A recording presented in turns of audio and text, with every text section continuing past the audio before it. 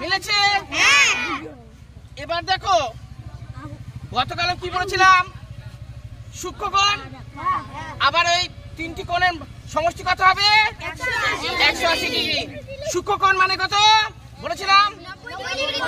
90 degree কম। এ বাবা একটু কিছু বসো বসো বসো। ঠিক আছে দেখছি, দেখো 90 ডিগ্রি কম। এ বাবা ঠিক করে দেখবে, দেখো কত। এটাকে রাউন্ড ফিগার করলাম, ঠিক আছে বাবা? দেখো 70 ডিগ্রি আছে, অর্থাৎ এটা সূক্ষ্মকোণ না? 90 ডিগ্রি থেকে ছোট সেটা হচ্ছে সূক্ষ্মকোণ। এখানে 70, মনে রাখো 70। এবার এটাকে এখানে দিয়ে দেবো, হ্যাঁ দিয়ে দিলাম। এবার এটা কোন কত হচ্ছে সেটা দেখবো। কত ছিল? 70 ছিল।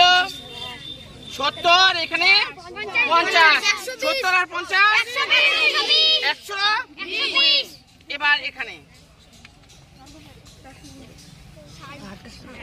দেখো 60 ডিগ্রি এসছে, কত হলো? তাহলে সূক্ষ্মকোণ, অর্থাৎ সূক্ষ্মকোণ যদি থাকে তিনটি কোণের সমষ্টি কত হবে? 180। কারো বুঝতে অসুবিধা? অসুবিধা নেই তো?